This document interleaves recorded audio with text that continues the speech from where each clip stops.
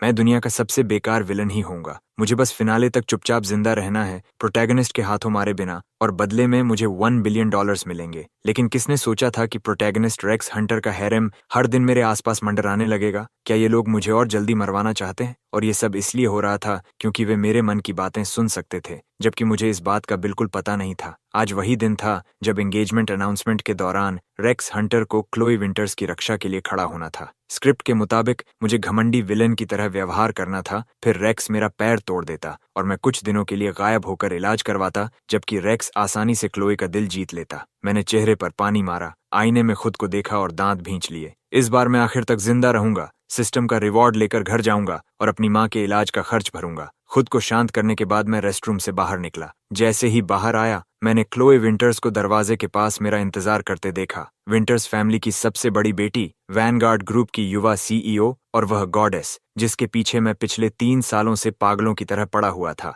इसमें कोई शक नहीं था कि वह मेन फीमेल लीड थी, और उससे भी ज्यादा महत्वपूर्ण बात यह थी कि वह रेक्स हंटर की होने वाली महिला थी। मैंने एक बनावटी मुस्कान के साथ कहा, मैं तुमसे एंगेजमेंट नहीं करने वाला, इसलिए इस विचार को छोड़ दो। मैं हल्का सा हंसा, लेकिन मन में सोच रहा था, मैडम मुझ पर दया करो। तुमसे एंगेजमेंट? मुझे अभी कुछ साल और जीना है। तुम्हारा फिगर कमाल का है, चेहरा भी खूबसूरत है, लेकिन अफसोस कि तुम टिपिकल फीमेल लीड हो। रेक्स हंटर तुम्हें इतनी आसानी से बेवकूफ बना देगा कि तुम्हारा आईक्यू सीधे 0 पर पहुंच जाएगा। फिर तुम खुशी खुशी उसके हैरेम में शामिल हो जाओगी। रेक्स हंटर को क्लोई मिल गई तो विंटर्स फैमिली भी उसी की हो जाएगी। कई पीढ़ियों की दौलत आखिर उसी आदमी के हाथों में चली जाएगी। मैंने मुस्कुराते हुए कहा, मैं सहमत हूँ। तुम सहमत हो? क्लोई स्तब्ध रह गई। कुछ तो गलत था। उसने उसके होंठों को हिलते नहीं देखा था। फिर उसने इतनी सारी बातें कैसे कह दी? उसने वास्तव में सिर्फ मैं सहमत हूँ सुना था। तो बाकी सब क्या था? पिछले 3 सालों से ईथन कार्टर उसके पीछे पागलों की तरह घूमता रहा था। उसने उसे दूर करने के लिए हर तरीका अपनाया, लेकिन वह शर्महीन कुत्ते की तरह चिपका रहा। जब उसकी रेप्यूटेशन खराब हो गई, तब उसने फैमिली इन्फ्लुएंस का इस्तेमाल करके दोनों परिवारों को इस एंगेजमेंट के लिए मजबूर कर दिया। फिर अब अचानक यह बदलाव क्यों? क्लोई, मैंने अच्छी तरह सोच लिया है। हम दोनों एक दूसरे के लिए सही नहीं हैं। आगे से बस सामान्य दोस्त रहेंगे। और अब जल्दी से जाओ और अपने रेक्स हंटर के हैरेम में शामिल हो जाओ। तुम और बाकी 999 महिलाएं मिलकर उसी आदमी की पूजा करना, उसके जूते चाटना। इस बार क्लोई को पूरा यकीन हो गया कि वह उसके विचार सुन सकती है। क्या मैं किसी के जूते चाटूंगी और 999 औरतों के साथ एक ही आदमी की सेवा करूंगी? वह मुझे समझता क्या है? उसके अंदर गुस्सा उबलने लगा। रेक्स हंटर, वह सिक्योरिटी गार्ड जिसे उसने कुछ दिन पहले नौकरी पर रखा था, क्लोई विंटर्स उसके पीछे दीवानी हो जाएगी? ये तो मजाक लग रहा था। Ethan quarter. क्लोई की आंखों में आग जलने लगी। वह उसे घूर रही थी, मानो अभी उसका सिर नोच लेगी। मैं पूरी तरह उलझ गया। इस बेवकूफ औरत को क्या हो गया? मैं तो एंगेजमेंट तोड़ रहा हूँ, फिर भी इतनी नाराज क्यों है? लेकिन वह रेक्स हंटर की महिला थी, इसलिए मैं उसे नाराज करने का जोखिम नहीं उठा सकता था। वैसे भी फीमेल लीड्स थोड़ी स्लो होती हैं, इसे संभालना मुश्किल नहीं होगा। मैंने तुरंत मुस्कान लगाई और कहा, चलो एल्डर्स को सब समझा देते हैं। आइए। आप पहले। क्लोए गुस्से से कमरे में दाखिल हुई। उसका सीना तेजी से उठ गिर रहा था। तो ये सच्चाई है? 3 साल, पूरे 3 साल, हर दिन गिफ्ट भेजना, हर समय मेरा ध्यान रखना, ये सब झूठ था। और अब अपने मन में मुझे डम वुमन कह रहे हो, डिमविटेड कह रहे हो, और ऐसा व्यवहार कर रहे हो जैसे मुझसे लाखों मील दूर भागना चाहते हो। आखिर तुम मुझे समझते क्या हो? मैं देखूंगी कि तुम कौन सा खेल खेल रहे हो। उसके पीछे चलते हुए मैं मन ही मन खुश था। परफेक्ट, बिल्कुल परफेक्ट। 3 साल की मेहनत पानी में चली गई तो क्या हुआ? अगर मैं इस मूर्ख महिला से एंगेजमेंट तोड़ दूं तो मेरे जैसे विलन स्टेटस वाले आदमी को कहीं भी 10 या 20 खूबसूरत लड़कियां मिल जाएंगी। अगर उसे हैरेम में शामिल होना पसंद है तो मैं क्या कर सकता हूँ? यही उसका डेस्टिनी है। मुझे इस बेवकूफ औरत से हर रिश्ता खत्म करना होगा। बिल्कुल कोई लूस एंड नहीं छोड़ना है। क्लोई अब और बर्दाश्त नहीं कर सकी। वह अचानक रुक गई और मुड़कर मुझे घूरने लगी। मैं तुरंत मुस्कुरा पड़ा। क्या तुम्हें लगता है कि मैं तुम्हें धोखा दे रहा हूँ? मैं, ईथन कार्टर, अपनी जान की कसम खाता हूँ,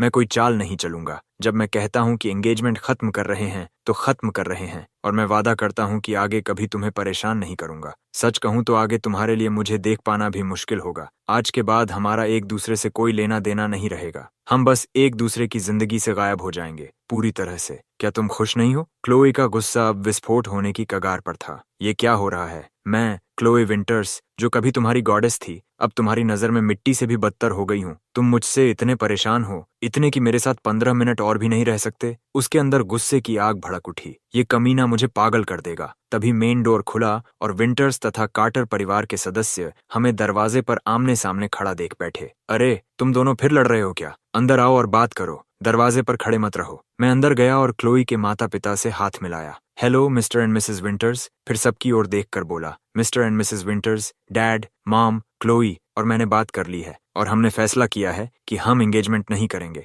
मैंने एक बेहद ईमानदार चेहरा बनाया और आगे कहा, क्लोए मजबूत है, स्वतंत्र है, बुद्धिमान है और अपने फैसले खुद लेने वाली महिला है। वह ऐसे व्यक्ति की हकदार है जो उसके लिए बेहतर मैच हो, जो वास्तव में उसे समझ सके, और सबसे महत्वपूर्ण बात, वह व्यक्ति वही होना चाहिए जिससे वह पूरे दिल से प्यार करती हो। हमें उसका समर्थन करना चाहिए और उसके भविष्य के लिए शुभकामनाएं देनी चाहिए। मैंने दुखी होने का अभिनय करते हुए अपने सीने पर हाथ मारा। भले ही मैं उसे पसंद करता हूँ, उससे प्यार करता हूँ और उसे खुद से भी ज्यादा महत्व देता हूँ। सच्चा प्यार छोड़ देना होता है और दूसरे के लिए सबसे अच्छा चाहना होता है। मेरी एक्टिंग इतनी शानदार थी कि मैं खुद ही अपनी परफॉर्मेंस से प्रभावित होने लगा। कमरे में मौजूद सभी लोग कुछ क्षणों के लिए पूरी तरह जम गए। एडवर्ड कार्टर को तो एक पल के लिए भी विश्वास नहीं हुआ कि उसका बेटा इतनी समझदारी की बातें कर सकता है। उसके अनुभव के अनुसार यह लड़का जरूर किसी नई चाल की तैयारी कर रहा था। दूसरी तरफ मैं अपनी एक्टिंग से बेहद संतुष्ट था। मन ही मन सोच रहा था,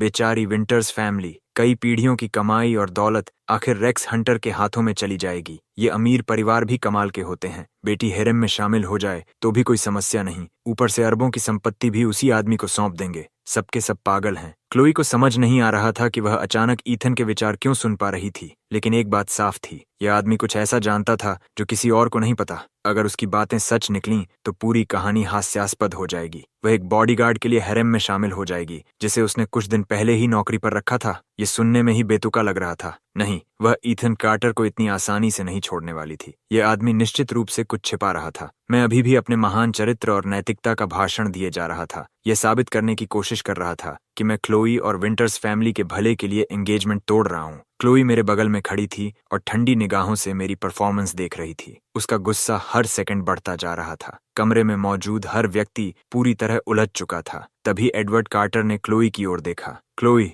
बेटी, तुम्हारा क्या विचार है? क्लोई के होंठों पर हल्की मुस्कान उभरी। Mister and missus Carter, dad, mom, मैं ईथन के साथ एंगेजमेंट के लिए सहमत हूँ। मेरे शरीर का खून जैसे जम गया। मैंने तुरंत उसकी ओर देखा, जैसे कोई भूत देख लिया हो। क्लोई का चेहरा बर्फ की तरह ठंडा था और उसके होंठों पर चुनौती भरी मुस्कान तैर रही थी। पूरा कमरा एकदम शांत हो गया। ये क्या हो रहा है? आखिर हो क्या रहा है? मेरा दिमाग चीख रहा था। पिछले 3 सालों तक मैं जोंक की तरह क्लोई से चिपका रहा। जो भी आदमी उसके करीब आने की कोशिश करता, मैं उसे दूर भगाने के लिए हर हथकंडा अपनाता। और उन 3 सालों में क्लोई सिर्फ एंगेजमेंट का नाम सुनकर भड़क जाती थी, जैसे मर जाना ज्यादा पसंद करेगी। लेकिन अब सब कुछ उल्टा हो चुका था। अब मैं उससे शादी नहीं करना चाहता था और अचानक वही एंगेजमेंट के लिए राजी हो गई थी। मैं सचमुच पागल होने वाला था। मैं उसे घूरता रह गया, जबकि मन में हड़कंप मचा हुआ था। मैडम, आप कर क्या रही हैं? एंगेजमेंट के लिए हाँ क्यों बोल रही हैं? आपको तो रेक्स हंटर के हेरेम में जाना था। आपको तो उसके जूते चाटने थे। अगर आपने ऐसा नहीं किया तो रेक्स हंटर मुझे मार डालेगा। वह आदमी कब से आपके करीब आने की योजना बना रहा है, बेवकूफ बनने का नाटक कर रहा है ताकि सही समय पर बड़ा मूव कर सके।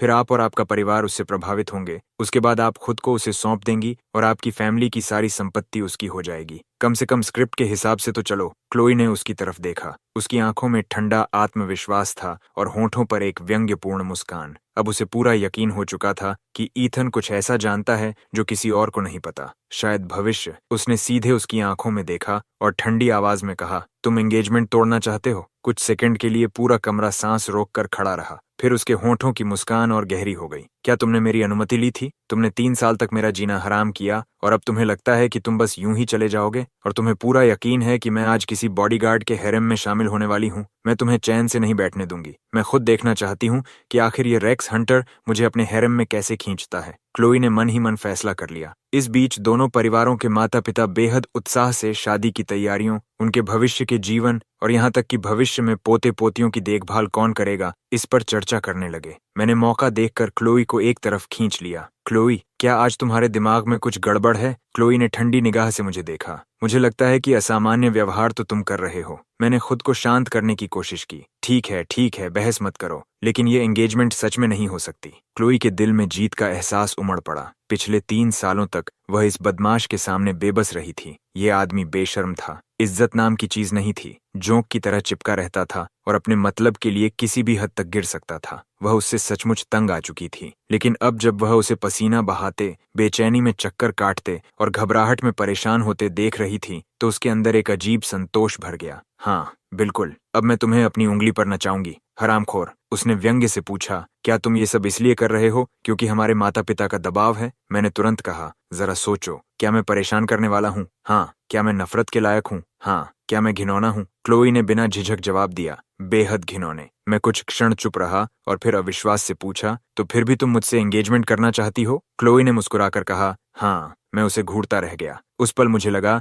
जैसे मैं तब तक दोनों परिवार अपनी चर्चा पूरी कर चुके थे और बड़े उत्साह से हमें छोटे गार्डन की ओर ले गए जहां आधिकारिक घोषणा होने वाली थी। मेरा दिमाग पूरी तरह खाली था। स्टेज पर क्लोई के साथ खड़ा होने के बावजूद मैं लगातार यही सोच रहा था, बस अब खत्म, मैं गया काम से। कुछ ही मिनटों में रेक्स हंटर बाहर आएगा, मेरा पैर तोड़ देगा और क्लोई को छीन कर ले जाएगा। क्या यही मेरी किस्मत है जिससे मैं बच नहीं सकता? सब कुछ जानते हुए भी क्या मैं इसे रोक नहीं सकता? क्लोई आज इतनी अजीब क्यों व्यवहार कर रही है? क्या वह मुझसे नफरत नहीं करती? आखिर आज हो क्या रहा है? दूसरी तरफ क्लोई मेरी हर सोच सुन रही थी और जितना अधिक सुनती जा रही थी उतना ही ज्यादा चौंकती जा रही थी। सिर्फ यही नहीं कि वह उसकी इनर वॉइस सुन पा रही थी, बल्कि ऐसा लग रहा था कि ईथन को भविष्य में होने वाली घटनाओं की भी जानकारी थी। क्या रेक्स हंटर सचमुच सामने आकर विरोध करेगा? तभी मंच पर खड़े मास्टर ऑफ सेरेमोनीज ने घोषणा शुरू की, सम्मानित मेहमानों, कार्टर और विंटर्स परिवारों की ओर से मैं आज एक महत्वपूर्ण समाचार की घोषणा करता हूँ। कार्टर परिवार के बड़े बेटे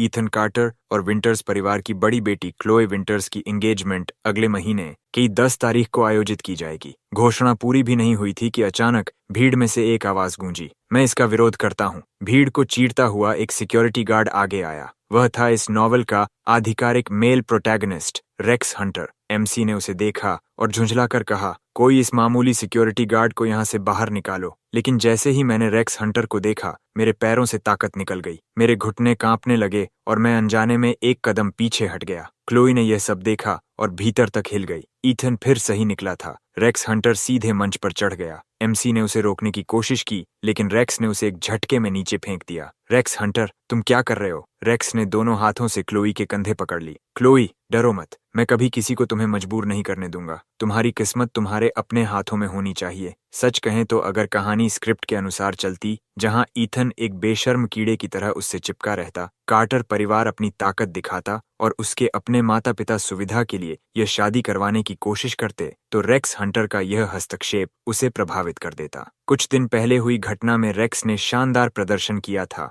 और उसी कारण क्लोई ने उसे अपना पर्सनल बॉडीगार्ड बनाया था। पिछले कुछ दिनों में उसकी राय भी रेक्स के प्रति बेहतर होती जा रही थी, लेकिन अब सब कुछ अलग था। ईथन की मानसिक टिप्पणियां पहले ही उसे चेतावनी दे चुकी थीं। अब क्लोई की नजरों में रेक्स कोई हीरो नहीं था, बल्कि ऐसा षड्यंत्रकारी व्यक्ति था जो उसकी फैमिली की दौलत हथियाने के लिए उसके करीब आया था। वह चालाक था, घिनौना था और इस समय तो उसे ईथन से भी ज्यादा घिनौना लग रहा था। क्लोई ने झटके से उसके हाथ अपने कंधों से हटा दिए। रेक्स हंटर, तुम सिर्फ मेरे बॉडीगार्ड हो, मेरे परिवार के मामलों से तुम्हारा कोई संबंध नहीं है। रेक्स ने गंभीर स्वर में कहा, क्लोई, मैं जानता हूं कि तुम डरी हुई हो, लेकिन चिंता मत करो, जब तक मैं यहाँ हूँ कोई भी तुम्हें इस शादी के लिए मजबूर नहीं कर सकता। ये सुनकर मैंने तुरंत सिर हिलाया और मन ही मन व्यंग्य से सोचा, बिल्कुल, तुम तो बहुत ही महान हो। तुम्हारे पास अभी और भी बहुत सारे धर्म और न्याय वाले डायलॉग्स बचे होंगे, है ना? चलो बोलते रहो, आखिर महान टाइटन हो, सबको पता चलना चाहिए कि तुम न्याय के पक्ष में खड़े हो। शो शुरू होने दो। मैं मन ही मन रेक्स हंटर का मजाक उड़ा रहा था।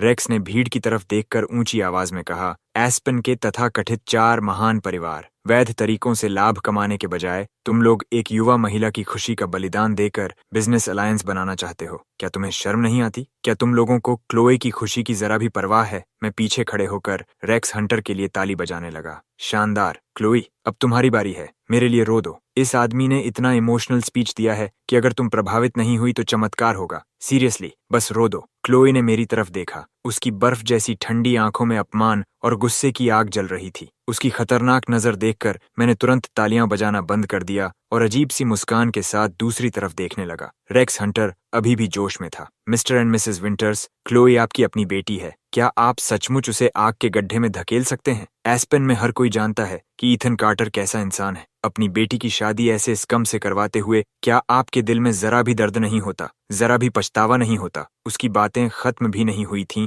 कि क्लोई गुस्से से चिल्ला उठी, क्या मेरे मामलों में दखल देना एक बॉडीगार्ड का काम है? तुम्हें नौकरी से निकाला जाता है। अभी इसी वक्त यहाँ से चले जाओ। रेक्स हंटर पूरी तरह स्तब्ध रह गया। कुछ तो गड़बड़ थी। ये वैसा बिल्कुल नहीं हो रहा था जैसा होना चाहिए था। भीड़ में फुसफुसाहट शुरू हो गई। कितना बदतमीज आदमी है, किसी की प्राइवेट फैमिली सेलिब्रेशन में घुस आया। मुझे तो पूरा क्रीपी लग रहा है। विंटर फैमिली की बेटी के पीछे पड़ा है। पहले आईना देख ले। यार, यह आदमी बहुत ग्रीजी लगता है। मैं अंदर ही अंदर घबराने लगा। तुम लोग इतना जोर जोर से क्यों चिल्ला रहे हो? अगर इसे और उकसाया तो यह लड़ाई शुरू कर देगा। सब लोग शांत हो जाओ। लेकिन तभी कार्टर फैमिली का एक विशालकाय आदमी आगे बढ़ा और रेक्स हंटर का कॉलर पकड़ लिया। सुन लड़के, आज हमारे यंग मास्टर का बड़ा दिन है। मुसीबत ढूंढ रहा है क्या? ये देख, रेत की बोरी जितनी बड़ी मुट्ठी देखी है कभी? रेक्स हंटर ने तिरस्कार से मुस्कुराया। सिर्फ एक साधारण इंसान, मैं उंगली के एक इशारे से तुम्हारी जान ले सकता हूँ। उसने आंखें बंद की और सिर ऊपर उठा लिया। मेरी प्रसिद्धि की पहली लड़ाई शुरू होने वाली है। सम्मान, गौरव और सुंदर महिलाएं,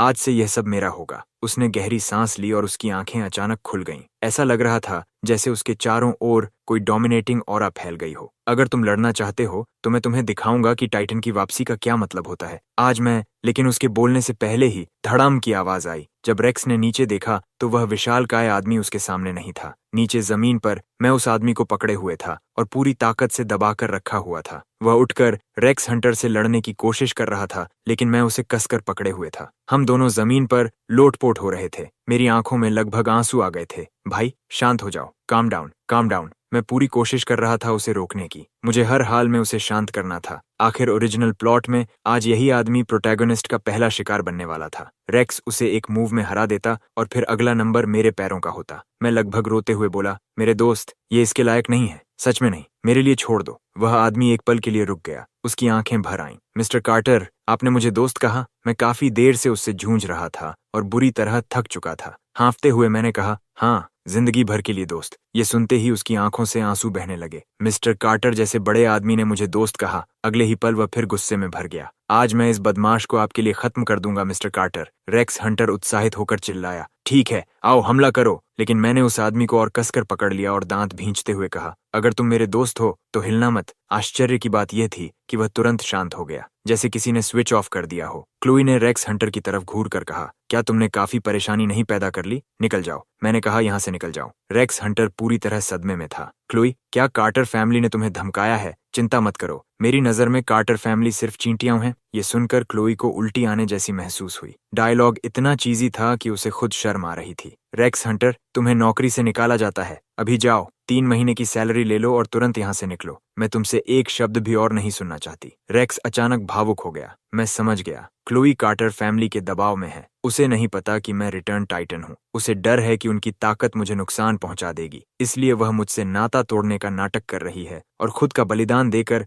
मेरी रक्षा कर रही है। मैं बहुत भावुक हो गया हूँ। मेरी महिला सचमुच साहसी है। सिर्फ वही नहीं, अब तो मुझे भी लगने लगा था कि मेरा दिमाग खराब हो रहा है। मैं जमीन पर पड़े पड़े मन ही मन रो रहा था। मैडम, आपको इसकी रक्षा करने की जरूरत नहीं है। मैं अच्छा लड़का बन जाऊंगा। मैं वादा करता हूँ कि मैं भी आपको कोई परेशानी नहीं दूंगा। मैं हाथ जोड़कर विनती करता हूँ, बस इसके साथ चली जाइए। सबसे अच्छा तो यही होगा कि मैं इस कहानी के बाकी हिस्से में बिल्कुल मौजूद ही न रहूं। मैं सच में आप लोगों के चक्कर में नहीं पड़ सकता। क्लोई ने मेरी तरफ देखा। मैं जमीन पर पड़ा था और मेरे नीचे दबा हुआ सिक्योरिटी गार्ड रो रहा था। वह दृश्य इतना हास्यास्पद था कि अचानक उसे ईथन बेहद मजाकिया लगने लगा। इन सभी वर्षों में क्लोई ने ईथन में कभी कोई अच्छी बात नहीं देखी थी। उसकी नजर में वह हमेशा एक बेशर्म, चिपकू और परेशान करने वाला आदमी रहा था। लेकिन आज किसी कारण से उसकी घबराई हुई हालत, बिखरे हुए बाल, माथे पर पसीना और हर समय मुसीबत से बचने की कोशिश करते हुए उसका चेहरा अजीब तरह से मजेदार और प्यारा लग रहा था। बहुत लंबे समय बाद क्लोई के होठों पर एक सच्ची मुस्कान आई। ईथन, अब उठ सकते हो। उसकी मुस्कान देखते ही मैं कुछ पल के लिए स्तब्ध रह गया। लेकिन उसी समय रेक्स हंटर ने सिर घुमाकर मुझे ऐसी नजर से देखा जैसे अभी मेरा गला दबा देगा। मेरा दिल बैठ गया। कमाल है, अब इसके लिए भी मुझसे नफरत कर रहा है। मैंने आखिर किया क्या है? तभी दूर से सिक्योरिटी गार्ड्स का एक बड़ा झुंड दौड़ता हुआ दिखाई दिया। भाइयों, कोई हमारे यंग मास्टर की महिला छीनने आया है, पकड़ लो उसे। दर्जनों गार्ड्स अपने बेटॉन्स लहराते हुए रेक्स की तरफ दौड़ पड़े। मैं यह देखकर लगभग बेहोश होने वाला था। तुम लोग पागल हो क्या? वह टाइटन है। तुम लोग उसके लिए सिर्फ एक्सपीरियंस पॉइंट्स हो। कृपया मुझे परेशान मत करो। तुम्हारे बाद मेरा नंबर आने वाला है। हे भगवान, क्या यह लेवल इतना मुश्किल है? दूसरी तरफ रेक्स हंटर वास्तव में लड़ना चाहता था। उसके लिए यह अपनी ताकत दिखाने और सबको चौंका देने का सबसे अच्छा मौका था। लेकिन उसकी समझ में नहीं आ रहा था कि ईथन कार्टर आखिर कर क्या रहा है। वह अकेले ही अपने दर्जनों आदमियों को रोक रहा था, उन्हें पीछे धकेल रहा था, उनका रास्ता रोक रहा था और पसीने से तरबतर हो चुका था। रेक्स अंदर ही अंदर चीख रहा था, क्या यह सच में जरूरी है? बस उन्हें आने दो, मुझे इन एक्सपीरियंस पॉइंट्स की सख्त जरूरत है। अगर ये फाइट नहीं मिली तो मेरा पूरा दिन खराब हो जाएगा। लेकिन मैंने भी मन बना लिया था, मैं तुम्हें किसी भी कीमत पर एक्सपीरियंस फार्म नहीं करने दूंगा। आज नहीं, भविष्य में तुम आसमान बन जाना, भगवान बन जाना, पूरी दुनिया पर राज करना, मुझे कोई समस्या नहीं। क्लोई को ले जाना है तो ले जाओ, नहीं ले जा सकते तो वह तुम्हारी समस्या है, बस मुझे इसमें मत घसीटो। रेक्स हंटर लगभग पागल होने वाला था। आखिर उसने मुझसे पूछ ही लिया, मिस्टर कार्टर, क्या आपको मुझसे कोई समस्या है? काफी मशक्कत के बाद जब मैंने सबको शांत कर दिया तो दोनों हाथ फैलाकर गार्ड्स के सामने खड़ा हो गया। नहीं नहीं, मुझे कोई समस्या नहीं है, मैं तो बहुत खुश हूँ। सच कहूँ तो मुझे लगता है कि तुम और क्लोई एकदम परफेक्ट मैच हो। शादी हो जाए तो मुझे इनविटेशन भेजना, मैं बड़ा गिफ्ट दूंगा। रेक्स हंटर के अंदर जमा हुआ जोश बाहर निकलने का रास्ता ही नहीं पा रहा था। वह बेचैनी से इधर उधर टहलने लगा। तो फिर उन्हें आने क्यों नहीं देते? वे तुम्हारे लिए खड़े हो रहे हैं। मैंने तुरंत सिर हिलाया। नहीं नहीं, इसकी कोई जरूरत नहीं। जब तक मैं यहाँ हूँ इनमें से एक भी आदमी तुम्हारे पास नहीं आएगा। फिर मैंने अपने बॉडीगार्ड्स की तरफ मुड़कर चिल्लाया, जो भी हाथ उठाएगा उसे मैं खुद मारूंगा। क्लोई अब सब समझ चुकी थी। ईथन वास्तव में भविष्य की घटनाओं के बारे में जानता था और उसी वजह से पूरी स्थिति बदल गई थी। अब देखने वालों को ऐसा लग रहा था कि ईथन शांति बनाए रखने की पूरी कोशिश कर रहा है, जबकि रेक्स हंटर हर हाल में झगड़ा शुरू करवाना चाहता है। क्लोई ने रेक्स के हीरो फसाड के पीछे छिपे अहंकार को साफ देख लिया था। रेक्स हंटर, बहुत हो गया, निकल जाओ, अभी के अभी निकल जाओ, नहीं तो मैं पुलिस बुलाऊंगी। रेक्स हंटर का चेहरा पीला पड़ गया। मैं एक महान रिटर्निंग टाइटन, मैंने दुनिया के सबसे दूरस्थ इलाकों में भी इतनी बेइज्जती कभी नहीं झेली। आखिर उसने दांत भींचते हुए कहा, ठीक है, मैं जा रहा हूँ, लेकिन क्लोई, मुझ पर विश्वास करना। भविष्य में चाहे कब हो, चाहे कहाँ हो, चाहे तुम किसी भी खतरे में फंस जाओ, मैं तुम्हारे लिए खड़ा रहूंगा, भले ही मुझे पूरी दुनिया को अपना दुश्मन बनाना पड़े। क्लोई ने मुश्किल से अपनी मतली रोकी और सीधे एग्जिट की तरफ इशारा कर दिया। रेक्स कुछ पल तक खड़ा रहा, फिर उसका चेहरा काला पड़ गया। उसने घूमकर मुझे ऐसी नजर से देखा जैसे मेरी आत्मा तक को जला देना चाहता हो। मैं लगभग रोने वाला था। सच में ये मेरी गलती नहीं है, मुझे भी समझ नहीं आ रहा। तुम बहुत फ्रस्ट्रेटेड लग रहे हो, है ना? रेक्स हंटर ने ठंडी आवाज में नाक से सांस छोड़ी और अंधेरे चेहरे के साथ वहां से चला गया। उसके जाते ही मैं सीधे रेस्टरूम की तरफ भागा और सिंक पकड़कर लगभग उल्टी कर दी। कई बार ट्रांसमिग्रेशन करने के बाद मैंने विलन सर्वाइवल के 3 आयरन लॉज बनाए थे। पहला नियम, कभी भी प्रोटैगनिस्ट के सामने शो ऑफ मत करो और उससे बहस मत करो। वह प्रोटैगनिस्ट है, क्या तुम्हें लगता है कि वह तुम्हारी अकड़ बर्दाश्त करेगा? वह तो बिना वजह भी तुम्हें गिराने का मौका ढूंढता रहेगा। अगर तुम सच में शो ऑफ करने लगे तो वह तुम्हें पूरी तरह कुचल देगा। दूसरा नियम, प्रोटैगनिस्ट की महिलाओं से जितना हो सके उतना दूर रहो, वे वॉकिंग पॉइजन है। जब प्रोटैगनिस्ट तुम्हें मार रहा होगा तब वही महिलाएं ताली बजाएंगी, उसकी हीरोइक ग्रेटनेस की तारीफ करेंगी और खुशी खुशी उसकी बाहों में कूद जाएंगी। तीसरा नियम, कभी कोई बुरा काम मत करो, बिल्कुल मत करो, क्योंकि अगर प्रोटैगनिस्ट तुम्हें कोई इविल एक्ट करते पकड़ ले तो उसका मतलब सीधा मौत है। और रेक्स हंटर ने जाते समय जो नजर मुझे दी थी, उसे देखकर मुझे पूरा यकीन था कि वह इस समय मेरा गला घोंटने की कल्पना कर रहा होगा। उस छोटे से भावनात्मक विस्फोट के बाद मैं फिर से वही डरपोक विलन बन गया। भगवान के लिए तुम दोनों किसी तरह एक दूसरे के साथ हो जाओ। अगर यह ऐसे ही चलता रहा तो तुम दोनों ही मेरी मौत का कारण बनोगे। कार्टर फैमिली की हवेली में एडवर्ड कार्टर अपने स्टडी रूम में गंभीर चेहरे के साथ बैठा था। उसने मेरी तरफ देखा और ठंडी आवाज में कहा, बैठो। मैं तुरंत सीधा होकर बैठ गया। अब बताओ क्या चल रहा है? इस बार कौन सी नई चाल चल रहे हो? मैं पूरी तरह उलझन में था। कुछ भी नहीं। एडवर्ड ने तिरछी नजर से मुझे देखा। तुम्हें लगता है कि तुम मुझे बेवकूफ बना सकते हो? क्या तुम्हें लगता है कि मुझे नहीं पता तुम किस मिट्टी के बने हो? उसकी आवाज में अधिकार साफ झलक रहा था। मैं तुम्हें पहले ही चेतावनी दे रहा हूँ, अपना व्यवहार सुधारो और क्लोई के साथ अच्छा व्यवहार करो, नहीं तो मैं तुम्हें नहीं छोड़ूंगा। मैंने तुरंत विरोध किया। वह मुझसे शादी नहीं करेगी। एस्पेन में हर कोई जानता है कि वह मुझसे कितनी नफरत करती है। एडवर्ड ने भौहें चढ़ाईं। तो फिर आज अचानक उसने शादी के लिए हाँ क्यों कह दी? मैंने दोनों हाथ फैला दिए। मुझे सच में नहीं पता, मैं खुद उतना ही कंफ्यूज्ड हूँ। एडवर्ड ने तुरंत अगला सवाल दाग दिया, और तुम अचानक इतने महान कैसे बन गए कि शादी से ही मना कर दिया? मैंने गंभीर चेहरा बनाकर कहा, मानवता के प्रति मेरे महान प्रेम के कारण। एडवर्ड कुछ सेकंड तक मुझे घूरता रहा और फिर बोला, तुम दिन ब दिन और बेशर्म होते जा रहे हो। मैं इतना परेशान हो चुका था कि जवाब देने का भी मन नहीं किया। एडवर्ड ने मेज पर रखा एक गिफ्ट बॉक्स मेरी तरफ सरका दिया। इसे साथ ले जाओ, थोड़ी देर में तुम्हें अपने गॉडफादर से मिलने जाना है। मैं एक पल के लिए रुक गया। गॉडफादर, इस नॉवल की बेसिक सेटिंग तुरंत मेरे दिमाग में घूम गई। एस्पेन में 4 महान परिवार थे: Carter family, Anderson family, Sterling family और विंटर्स फैमिली। इनमें सबसे शक्तिशाली कार्टर फैमिली थी। उसके बाद एंडरसन और स्टर्लिंग फैमिलीज आती थीं। विंटर्स फैमिली पिछले कुछ वर्षों में खराब मैनेजमेंट के कारण लगभग बर्बाद हो चुकी थी। सौभाग्य से क्लोई ने संकट के समय कमान संभाली और 2.5 साल तक दिन रात मेहनत करके कंपनी को दोबारा प्रॉफिट में पहुंचाया, जिससे परिवार बैंक्रप्सी से बच गया। यही कारण था कि विंटर्स फैमिली इस शादी के लिए इतनी बेताब थी। ऐसा नहीं था कि उन्हें मेरे चरित्र के बारे में पता नहीं था, लेकिन इस समय एस्पेन में सिर्फ कार्टर फैमिली ही ऐसी थी जिसके पास उन्हें बचाने की क्षमता और इच्छा दोनों थी। इसलिए अपने परिवार के हितों के लिए उन्हें यह शादी स्वीकार करनी पड़ रही थी, भले ही वे अंदर ही अंदर मुझे पसंद नहीं करते थे। यही इस नॉवल की सबसे हास्यास्पद बात थी। मेरा विलन पर्सोना लगभग परफेक्ट था। मैं लंबा था, हैंडसम था, अमीर परिवार से था, कम उम्र में सफल हो चुका था, बेहद बुद्धिमान था और कार्टर कॉर्पोरेशन को बिजनेस वर्ल्ड में लगातार आगे बढ़ा रहा था। वास्तविक दुनिया में ऐसा आदमी फूड चेन के सबसे ऊपर होता, लेकिन इस नॉवल में मैं सिर्फ फीमेल लीड क्लोई विंटर्स का एक बेवकूफ सिंप था। पूरा कैरेक्टर सिर्फ इसलिए बनाया गया था ताकि जब प्रोटैगोनिस्ट मुझे कुचले तो रीडर्स को और ज्यादा सेटिस्फैक्शन मिले। विलन जितना शानदार होगा, उसे हराने में प्रोटैगोनिस्ट उतना ही महान दिखाई देगा। लेकिन मैं मरना नहीं चाहता था, इसलिए मेरा लक्ष्य साफ था: प्रोटैगोनिस्ट से हर तरह के कॉन्फ्लिक्ट से बचना। और सबसे बड़ा कॉन्फ्लिक्ट था क्लोई के साथ मेरा रिश्ता। मुझे उससे जितना हो सके उतना दूर रहना था, बस फिनाले तक किसी तरह जिंदा रह जाऊं। फिर मैं अपनी असली दुनिया में लौट जाऊंगा, बड़ा रिवॉर्ड पाऊंगा, अमीर और हैंडसम बनूंगा, अपने फर्स्ट लव से शादी करूंगा, लाइफ के शिखर पर पहुंचूंगा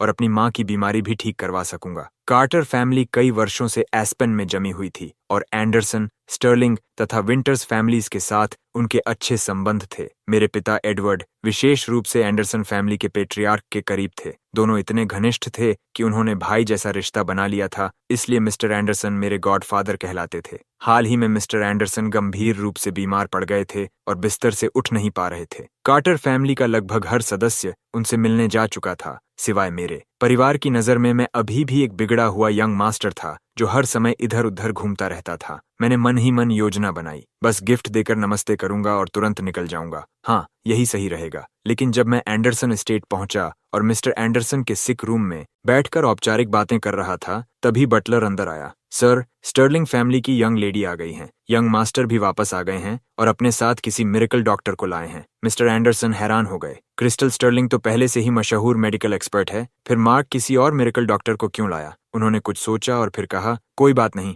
सबको अंदर भेज दो। ये सुनते ही मेरे दिल में अलार्म बज उठा। धत्त तेरे की सिस्टम, क्या तुम मेरे साथ मजाक कर रहे हो? मैं मन ही मन चीखा, मैं इससे भी नहीं बच सकता। ये साफ साफ फ्यूचर प्लॉट का हिस्सा था। ओरिजिनल स्टोरी में क्रिस्टल स्टर्लिंग मिस्टर एंडरसन का इलाज करने में असफल रहती। उनकी हालत इतनी बिगड़ जाती कि वे मौत के दरवाजे तक पहुंच जाते। तभी रेक्स हंटर हीरो की तरह सामने आता, अपनी चमत्कारी मेडिकल स्किल्स से उन्हें बचा लेता और क्रिस्टल उसकी अद्भुत प्रतिभा से प्रभावित होकर उससे प्यार करने लगती। मिस्टर एंडरसन उस पर जीवन भर का एहसान मानते, जिससे बाद में एंडरसन फैमिली की डॉटर और जीनियस डॉक्टर क्रिस्टल स्टर्लिंग दोनों रेक्स हंटर के हैरम का हिस्सा बन जाती। सबसे बड़ी समस्या यह थी कि इस पूरे प्लॉट में मेरा कोई रोल नहीं था, बिल्कुल कोई नहीं। मैं वहां होना ही नहीं चाहिए था, लेकिन सिस्टम ने मुझे सीधे सीन के बीच में फेंक दिया था। मैं घबराकर चारों तरफ देखने लगा। मैं यहाँ क्या कर रहा हूँ? मुझे भागने का मौका तक नहीं दिया जा रहा। मैं तुरंत अपनी सीट से खड़ा हो गया। गॉडफादर, आप आराम कीजिए, कंपनी में एक जरूरी काम आ गया है, इसलिए मुझे अभी जाना होगा। लेकिन मिस्टर एंडरसन ने तुरंत कहा, कहीं नहीं जाओगे। मैं अंदर ही अंदर रो पड़ा। धत्त तेरे की। बूढ़े मिस्टर एंडरसन मुझे बहुत पसंद करते थे, लेकिन मेरे लिए यह अच्छी बात नहीं थी। ओरिजिनल प्लॉट के अनुसार भविष्य में मुझे उनके भरोसे का फायदा उठाकर एंडरसन फैमिली को धोखा देना था, फिर रेक्स हंटर हीरो बनकर उन्हें बचाता और एक बार फिर मुझे कुचल देता। लेकिन उससे पहले मिस्टर एंडरसन मुझ पर पूरी तरह भरोसा करते थे। आखिर अगर उन्हें मुझ पर भरोसा ही न होता तो मैं उन्हें धोखा कैसे दे पाता? और अगर मैं उन्हें धोखा न देता तो रेक्स हंटर को मुझे सजा देने का मौका कैसे मिलता? और अगर रेक्स हंटर मुझे सजा न देता तो क्रिस्टल स्टर्लिंग और एंडरसन फैमिली की यंग लेडी उसके प्यार में कैसे पड़ती? जितना मैं सोचता उतना ही चिढ़ जाता। तो मैं क्या हूँ? एक क्लासिक विलन जिसे सिर्फ प्रोटैगनिस्ट की लव स्टोरी आगे बढ़ाने के लिए बनाया गया है? मैं इनकार करता हूँ। मैं मन ही मन चिल्लाया, मैं किस्मत को चुनौती दूंगा। मेरी डेस्टिनी सिर्फ मेरी होगी। मैंने चुपके से कमरे में पीछे का दरवाजा ढूंढना शुरू कर दिया। मिस्टर एंडरसन ने मेरा हाथ पकड़ रखा था और मैं जबरदस्ती मुस्कुराते हुए उनका हाथ छुड़ाने की कोशिश कर रहा था। गॉडफादर, आप ठीक हो जाएंगे, मुझे सच में जाना है, छोड़िए। फिर ऐसे एंगल से जहां कोई देख न सके, मैंने धीरे धीरे उनके हाथ पर थपकी मारना शुरू कर दिया। छोड़िए, छोड़िए, छोड़िए। आखिर छोड़ क्यों नहीं रहे? तभी कमरे का दरवाजा खुला और क्रिस्टल स्टर्लिंग अंदर आई। क्रिस्टल ने मुझे देखते ही भौहें चढ़ा दी। ईथन कार्टर, मिस्टर एंडरसन तुम्हें सबसे ज्यादा पसंद करते हैं और तुम सिर्फ 5 मिनट बैठकर जाने की कोशिश कर रहे हो। कितना निर्दयी व्यवहार है। मैंने उसकी तरफ देखा और फिर उसके पीछे अंदर आते हुए मार्क एंडरसन को देखा। उसके साथ रेक्स हंटर भी था। जैसे ही रेक्स की नजर मुंह पर पड़ी, उसकी आंखें सिकुड़ गईं और उनमें साफ नफरत दिखाई देने लगी। मैंने मन ही मन आह भरी। कहते हैं अच्छा विलन वही होता है जिसे देखते ही लोग उससे नफरत करने लगे। फिर मेरी नजर क्रिस्टल स्टर्लिंग पर गई। वह सचमुच एक बेहतरीन यंग वुमन थी। उसका शरीर छोटा और नाजुक था, चेहरा बेहद प्यारा और खूबसूरती से तराशा हुआ था। वह स्कूल यूनिफॉर्म पहने हुए थी, जिससे वह और भी युवा और आकर्षक लग रही थी। क्रिस्टल ने धीरे से मिस्टर एंडरसन का अभिवादन किया और उनका चेकअप शुरू कर दिया। उसी समय मेरे मन में विचार आया, इस लड़की की हाइट तो नहीं बढ़ी, लेकिन बाकी ग्रोथ कहीं और चली गई। आगे चलकर यह निश्चित रूप से बहुत लोगों का दिल तोड़ेगी। देखने लायक भविष्य है। क्रिस्टल अचानक मुड़ी। तुमने अभी क्या कहा? मैं चौंक गया। मैंने कुछ नहीं कहा, क्रिस्टल ने गुस्से से कहा। कहाँ था परवर्ट? मार्क एंडरसन तुरंत बीच में आ गया। क्रिस्टल, तुम क्या कर रही हो? मिस्टर कार्टर ने एक शब्द भी नहीं कहा। क्रिस्टल कुछ पल के लिए रुक गई। उसे लगा शायद उसने कुछ गलत सुन लिया। उसने मुझे घूरा और फिर वापस मिस्टर एंडरसन की जांच करने लगी। लेकिन जैसे ही वह झुककर मरीज को देखने लगी, मेरे मन में फिर विचार आया, वाह, यूनिफॉर्म इस पर सच में अच्छी लगती है। रेक्स हंटर की किस्मत तो कमाल की है। क्रिस्टल एक बार फिर झटके से घूमी और मुझे गुस्से से घूरने लगी। मैं बिल्कुल जड़ हो गया। क्रिस्टल ने धीरे धीरे कमरे में मौजूद बाकी लोगों को देखा। किसी के चेहरे पर ऐसा नहीं लग रहा था कि उन्होंने कुछ सुना हो, और सबसे अजीब बात यह थी कि आवाज जैसे बाहर से आई ही नहीं थी। क्या वह ईथन के मन की आवाज सुन रही थी? रेक्स हंटर मुझे घूर रहा था। क्रिस्टल को अब यकीन होने लगा था कि कुछ अजीब चल रहा है, लेकिन अगर वह किसी को बताए कि उसे ईथन की इनर थॉट्स सुनाई दे रही है, तो शायद कोई उस पर विश्वास नहीं करेगा। चेकअप खत्म करने के बाद उसने मुस्कुराकर कहा, मिस्टर एंडरसन, बस कुछ ब्लड वेसल्स ब्लॉक हैं, मैं एक्यूपंक्चर से उन्हें खोल दूंगी, चिंता की कोई बात नहीं। तभी रेक्स हंटर ने बीच में कहा, लिटिल लेडी, मुझे डर है कि मामला इतना सरल नहीं है। क्रिस्टल खड़ी हो गई और उसे देखने लगी। और आप कौन हैं? मार्क एंडरसन ने तुरंत परिचय कराया। ओह, मैं परिचय देना भूल गया। ये मेरे अच्छे दोस्त रेक्स हंटर हैं, एक प्रतिभाशाली डॉक्टर। मैं इन्हें खास तौर पर ग्रैंडपा के इलाज के लिए लाया हूँ। क्रिस्टल ने शांत स्वर में कहा, मैं यूनाइटेड स्टेट्स के लगभग सभी प्रसिद्ध डॉक्टर्स को जानती हूँ, और मैंने कभी रेक्स हंटर नाम के किसी यंग मिरेकल डॉक्टर के बारे में नहीं सुना। ग्रैंडपा की सेहत सबसे महत्वपूर्ण है। मार्क, तुम्हें किसी अजनबी पर इतनी आसानी से भरोसा नहीं करना चाहिए। रेक्स हंटर हंस पड़ा। लिटिल लेडी, जैसा कि कहा जाता है, असली मास्टर कभी अपनी शक्ति का प्रदर्शन नहीं करते। तुम्हें लोगों को कम नहीं आंकना चाहिए। क्रिस्टल जवाब देने ही वाली थी कि अचानक उसने ईथन की इनर वॉइस फिर सुन ली। हाँ, बस यही फ्लो है, जारी रखो। अब तुम मिस्टर एंडरसन को आधा मरा हुआ छोड़ दोगी और फिर महान हीरो रेक्स हंटर आकर उन्हें बचाएगा। अभी जो तुम्हारी छोटी सी बहस हुई है, वह बस रोमांस की शुरुआत है। इसके बाद तुम उससे प्यार कर बैठोगी, उसके हैरम में शामिल हो जाओगी और क्लोई विंटर्स की बेस्ट फ्रेंड बन जाओगी। क्रिस्टल का चेहरा तुरंत गुस्से से पीला पड़ गया। क्या बकवास है? मेरे इलाज से मिस्टर एंडरसन की हालत बिगड़ जाएगी और मैं इस घमंडी आदमी के हैरम में शामिल हो जाऊंगी? और क्लोई विंटर्स के साथ? वह हमेशा ऐसा चेहरा बनाकर घूमती है जैसे पूरी दुनिया उससे नीचे हो। कितनी परेशान करने वाली औरत है। मैं और वह एक ही हैरम में? सपना भी नहीं। अपना मुंह बंद रखो। क्रिस्टल अचानक गुस्से से बोल उठी। मैं स्तब्ध रह गया। कमरे में मौजूद बाकी लोग भी हैरान रह गए। मैंने तुरंत रेक्स हंटर की तरफ उंगली की। वह उधर खड़ा है। क्रिस्टल ने दांत पीसते हुए कहा, मैं तुमसे बात कर रही हूँ। मेरी आंखों में लगभग आंसू आ गए, लेकिन मैंने तो एक शब्द भी नहीं कहा। यहाँ किसी से भी पूछ लो। तभी रेक्स हंटर जोर से हंस पड़ा। लिटिल लेडी, मुझे डर है कि इस पूरे देश में नहीं, पूरे अमेरिका में भी मिस्टर एंडरसन की बीमारी का इलाज मेरे अलावा कोई नहीं कर सकता। क्रिस्टल को लग रहा था कि वह पागल हो जाएगी। एक आदमी लगातार उसके दिमाग में बकबक कर रहा था और दूसरा सामने खड़ा होकर ऊंची आवाज में लंबा चौड़ा भाषण दे रहा था। दोनों में से कौन ज्यादा परेशान करने वाला था, यह तय करना मुश्किल था। उसने दोनों को घूरते हुए कहा, जब मैं एक्यूपंक्चर कर रही हूँ तब तुम दोनों चुप रहोगे। इसके बाद उसने अपना ध्यान पूरी तरह मिस्टर एंडरसन के इलाज पर केंद्रित कर दिया। मैं कमरे के पीछे खड़ा सिर हिलाने लगा। अफसोस, 9 नीडल्स टेक्निक वाकई एक बेहतरीन टेक्निक है, लेकिन यह लड़की बहुत ज्यादा सावधानी बरत रही है। 2 महत्वपूर्ण एक्यूपॉइंट्स को पूरी तरह अवॉइड कर रही है। यही गलती मिस्टर एंडरसन को सीधे ग्रिम रीपर के दरवाजे तक पहुंचा देगी। फिर रेक्स हंटर सही समय पर हीरो बनकर आएगा, उसे बचाएगा और क्रिस्टल पूरी तरह उससे प्रभावित हो जाएगी। आह, क्या दुखद भविष्य है। इतनी प्रतिभाशाली यंग डॉक्टर भी आखिर रेक्स हंटर के हैरम में चली जाएगी। क्रिस्टल का दिल धक से रह गया। ईथन ने बिल्कुल सही बात पकड़ ली थी। उसने जानबूझकर सबसे सुरक्षित टेक्निक चुनी थी और 2 सबसे खतरनाक एक्यूपॉइंट्स को छोड़ दिया था। लेकिन यह आदमी कैसे समझ गया? आखिर ईथन कार्टर को मेडिसिन के बारे में इतना ज्ञान कब से हो गया? तभी अचानक मिस्टर एंडरसन का शरीर बुरी तरह कांपने लगा। उन्हें तेज खांसी आने लगी, उनके मुंह के कोने से खून बह निकला और उनकी आंखें उलटने लगीं। मार्क एंडरसन घबरा गया। ग्रैंडपा, ग्रैंडपा, क्रिस्टल तुमने क्या कर दिया? ये तो डिजास्टर हो गया। क्रिस्टल का चेहरा सफेद पड़ गया, लेकिन अब उसे समस्या की जड़ समझ में आ चुकी थी। तभी रेक्स हंटर ने नाटकीय अंदाज में हाथ हिलाया और अपनी खास सुइयां निकाल ली। लिटिल लेडी हट जाओ, अब मैं इस बूढ़े आदमी को मौत के मुंह से वापस लेकर आऊंगा। लेकिन क्रिस्टल ने दृढ़ता से कहा, ग्रैंडपा अभी जिंदा हैं। अगले ही पल उसने बिना झिझक एक नीडल उठाई और सीधे एक क्रिटिकल एक्यूपॉइंट में घुसा दी। जैसा ईथन ने सोचा था, उसी एक नीडल के बाद मिस्टर एंडरसन की हालत तुरंत स्थिर हो गई, हालांकि वह अभी भी बेहोश थे। रेक्स हंटर स्तब्ध रह गया। क्रिस्टल की अंतिम नीडल टेक्निक पहले से बिल्कुल अलग थी। वह अचानक बेहद साहसी हो गई थी और उसकी एक्यूरेसी भी अविश्वसनीय थी। क्रिस्टल दूसरी नीडल लगाने ही वाली थी कि रेक्स हंटर की स्लीव के अंदर छिपा हाथ हल्का सा हिला। वह कुछ करने वाला था, लेकिन मैं शुरू से उसी पर नजर रखे हुए था। जैसे ही मैंने उसकी आंखों में चमक देखी और उसका हाथ पीछे खींचता देखा, मेरा दिल बैठ गया। धत्त तेरे की, ये कोई गंदी चाल चलने वाला है। मैंने एक सेकंड भी बर्बाद नहीं किया, सीधा उसके पास गया और उसका हाथ पकड़ लिया। रेक्स, मेरे भाई। रेक्स चौंक कर उछल पड़ा। क्या है? मैंने पूरी गंभीरता से कहा। कुछ नहीं,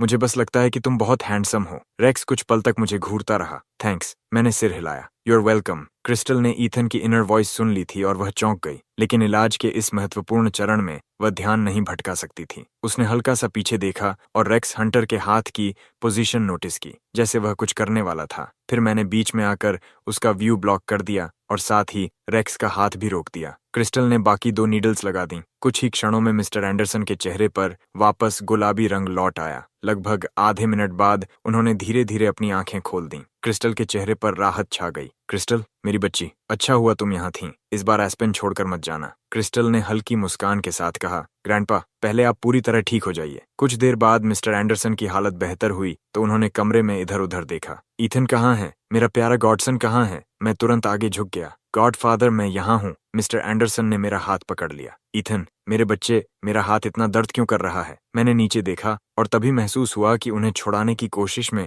मैं इतनी देर से उनका हाथ थपथपा रहा था कि वह पूरा लाल हो चुका था। मैं तुरंत मुस्कुराया। कुछ नहीं गॉडफादर, बस ब्लड सर्कुलेशन बेहतर कर रहा था। दूसरी तरफ रेक्स हंटर का चेहरा गुस्से से विकृत हो चुका था। उसकी हीरोइक परफॉर्मेंस फिर आधी रह गई थी। हर बार की तरह इस बार भी ईथन कार्टर बीच में आ गया था। धत्त तेरे की, ईथन कार्टर, तुम हर जगह क्यों दिखाई देते हो? मैं मुड़ा तो देखा कि रेक्स मुझे घूर रहा था और मजेदार बात यह थी कि मार्क एंडरसन भी मुझे घूर रहा था। उसके चेहरे पर साफ लिखा था, ग्रैंडपा उस कार्टर के लड़के को बहुत ज्यादा पसंद करते हैं। मैं आपका असली पोता हूँ। ये देखकर मैं मन ही मन रो पड़ा। हे भगवान, मुझे यहाँ से निकलना होगा। इस पूरे कमरे में सिर्फ एक आधा मरा बूढ़ा आदमी ही है जो मुझे पसंद करता है। यहाँ मौजूद लगभग हर इंसान मुझे मारना चाहता है। रेक्स हंटर मुझे मारना चाहता है क्योंकि मैं उसकी लव स्टोरी के रास्ते में खड़ा हूँ। मार्क एंडरसन मुझे मारना चाहता है क्योंकि उसका ग्रैंडफादर मुझ पर उससे ज्यादा प्यार लुटाता है। क्रिस्टल स्टर्लिंग बचपन से ही मुझे नीची नजर से देखती आई है और आज तो उसका व्यवहार और भी अजीब हो गया है, जैसे किसी भी पल मेरा गला दबा देगी। मुझे यहाँ से जितनी जल्दी हो सके निकलना होगा।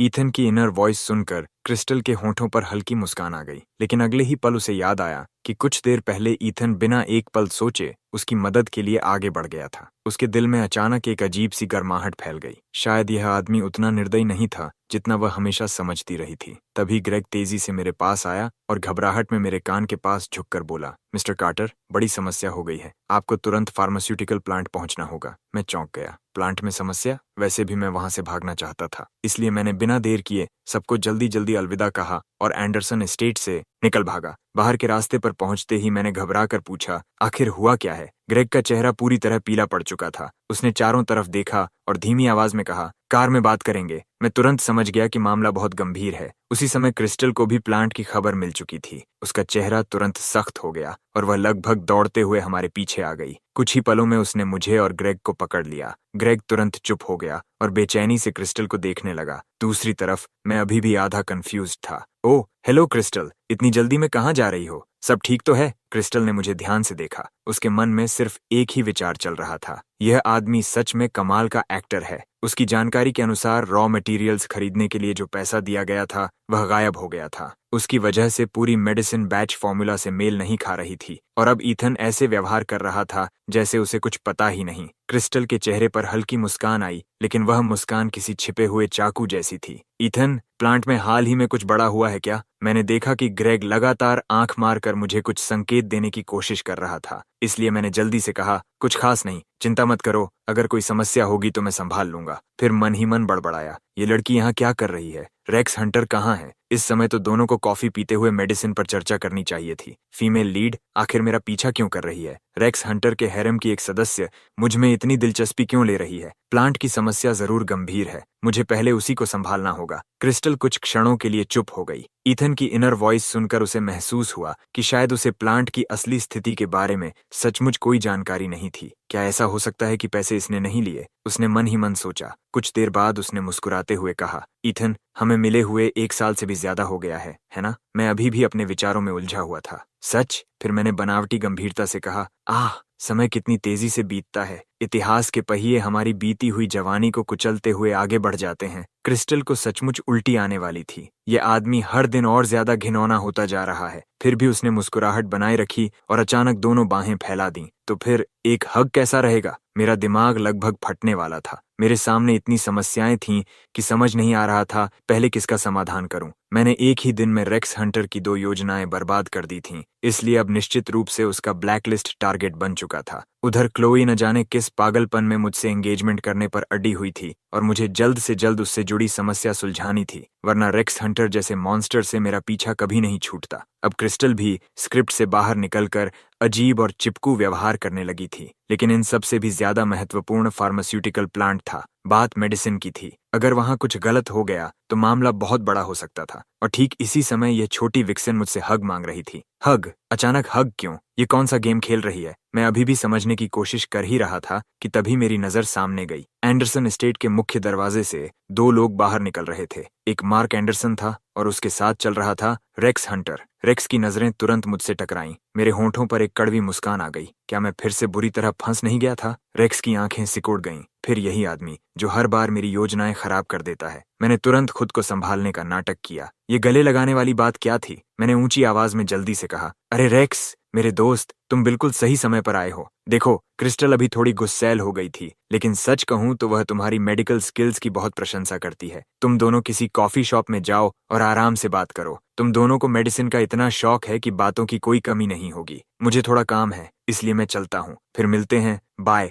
मैं तुरंत वहां से निकलने के लिए मुड़ा। मैं तुम्हारी मदद के लिए बस इतना ही कर सकता हूँ। तुम दोनों की जिंदगी खुशियों से भरी रहे। बस मुझे इस सब से दूर रखो। तुम दोनों तो हेवन मेड पेयर हो और मैं सिर्फ एक बेकार इंसान हूँ। ठीक है, अब मुझे जाना होगा, वरना रेक्स हंटर फिर कोई परेशानी खड़ी कर देगा। क्रिस्टल ने पीछे मुड़कर रेक्स हंटर की तरफ देखा, तिरस्कार से नाक सिकोड़कर हंसी, फिर घूमकर मेरे शर्ट का कोना पकड़ लिया। ईथन, मत जाओ। जब से हम छोटे थे, क्या तुम हर बार जाने से पहले मुझे हग नहीं करते थे? मैं हैरानी से अपनी आंखें फैलाकर उस छोटी सी लड़की को देखने लगा। क्रिस्टल किसी नन्ही परी जैसी लग रही थी। उसका चेहरा बेहद खूबसूरत था और उसकी बड़ी चमकदार आंखें काले रत्नों की तरह दमक रही थीं, लेकिन उन आंखों में मुझे जीत का एहसास, चालाकी की झलक, उग्रता की लपट और यहाँ तक कि थोड़ी सी दुर्भावना भी दिखाई दे रही थी। वह जानबूझकर ऐसा कर रही थी। बिल्कुल, क्रिस्टल जानबूझकर ऐसा कर रही थी। मैंने उसे पूरी तरह नाराज कर दिया था। उसने मेरे ज्यादातर विचार सुन लिए थे और समझ गई थी कि मुझे पूरा यकीन है कि वह रेक्स हंटर के पीछे भागेगी। लेकिन वह ऐसा क्यों करती? अब क्रिस्टल पूरी तरह जोश में थी। तो तुम रेक्स हंटर से डरते हो? अच्छा, फिर जिस चीज से तुम सबसे ज्यादा डरते हो, मैं वही करूंगी, सिर्फ तुम्हारी जिंदगी मुश्किल बनाने के लिए। मेरी आंखों में गुस्सा और सदमा भर गया जब मैंने धीरे धीरे क्रिस्टल का हाथ अपने से अलग किया। ये लड़की मुझे बर्बाद करने पर तुली हुई है, जैसे इसे पता हो कि मैं रेक्स हंटर से कितना डरता हूँ। इसलिए यह सब जानबूझकर कर रही है, बिल्कुल जानबूझकर। क्रिस्टल को अपनी हंसी रोकने के लिए होंठ दबाने पड़े। उसके चेहरे पर अब भी वही मासूम और बेचारी सी अभिव्यक्ति थी, लेकिन उसकी आंखें शरारत से चमक रही थीं, जैसे कह रही हों, बिल्कुल सही, मैं ये सब जानबूझकर कर रही हूँ। मैंने कभी नहीं सोचा था कि महान ईथन कार्टर भी किसी से डर सकता है। कितना मजेदार है। और आज मैं तुम्हें इतना डराऊंगी कि